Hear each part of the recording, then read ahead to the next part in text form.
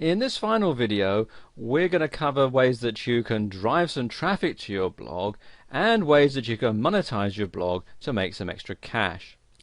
If you have a website or a blog and you're not getting the hits that you feel your content deserves, then you'll need to take advantage of ways to drive traffic to your website or blog in order to be successful. And there are many methods available on the internet that will help your blog to generate more traffic and thereby make it more successful. This is especially true for those who are using affiliate marketing to generate income from their blogs. And the first way is to put a signature at the bottom of a forum posting or an email. If you belong to any public forum, you'll be allowed a signature that is free for you to post. And this signature will be seen anytime you post a topic or reply to an existing topic. And you can put a link that will access your blog or web page directly at any time. Now, since public forums tend to generate a lot of traffic, it only makes sense to take advantage of this handy tool to generate traffic to your site. You can also add a small note telling the people on your forum what your link is to and what they will find there in order to get interested parties to your website or blog. Most email accounts also allow you a signature at the end of your message. Instead of putting the standard information such as your name and contact information, you can add your blog or website links as well, and this will get more people to see your links on a daily basis. Since you'll send out many emails in a week, and many who have a blog or website are sending out more than the average person, you'll get your links viewed by all the people in your contact list. And this is a step many do not consider when trying to generate traffic to their websites or blogs. You'll want to write original content articles that you can submit to directories that speak on the topic of your blog or the items offered on your website. You can use the information box to include a link to your website and blog, and that will direct traffic directly to you. You will want to make sure that your article uses common keywords and phrases that will be searched by your clientele that are interested in your blog topic or your website. When potential customers or clientele do a web-related search, your article will appear. They can then simply click the link that you've provided to give them access to your web page. You want to keep your articles current, original, and interesting so that your potential new customers will be interested in reading what you're writing. And you can use Google AdWords. If you don't have a Google account, you'll want to set one up first and foremost. Now, AdWords isn't a free service, but it's not one of the more expensive methods of generating traffic to your website either. And you'll pay a small fee to create and set up your account, and this is typically in the $5 to $10 range, so it's affordable to most that are getting started with their blog or website, even if they've not generated a lot of income yet. You'll then decide what payment type you would like to incorporate, and the two means of payments are pay-per-click and site target. Now, pay-per-click is exactly what it implies. You pay for each click that is made on your link or banner that directs people to your site. This is also generally a small amount, and it's not going to break you even if you're not generating a lot of income at first. The other method is site target, and with this plan you'll be charged every time your website generates 1,000 views. Now keep in mind though that you'll be charged for 1,000 views whether or not your site is actually clicked on. If you're a blog owner and you'd like to increase your income, you may not be aware of the need for back-end profits and building a blog list to help build up your sales. If you're just interested in starting a blog, then this information is going to benefit you as well.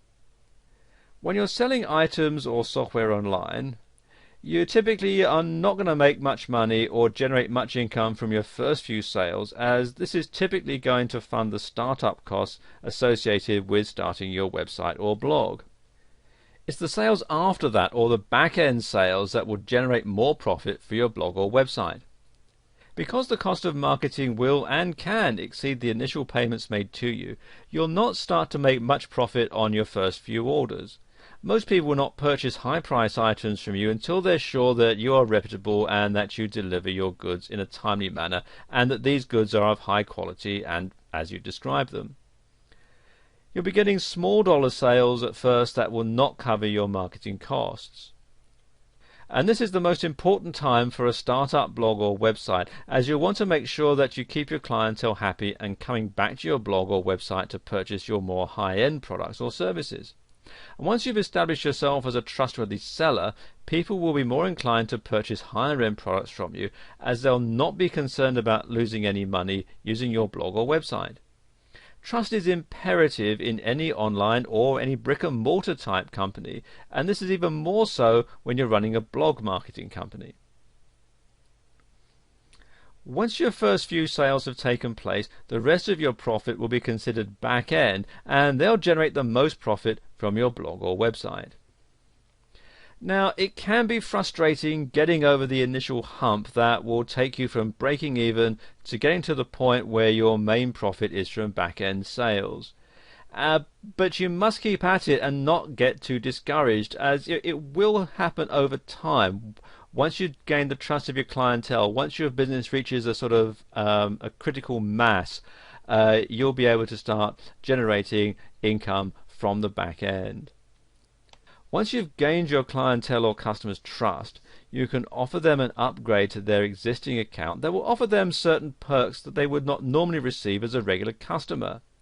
And this can be in the way of a membership that will cost them an annual charge but will afford them discounts on current products, or you can offer high-end products that are not offered to the general public. Once you begin selling, you'll want to build an email list of your current customers and make sure that you keep them up to date on your current items for sale or on any promotions that you may be running. And you can begin to build an email list from friends and family.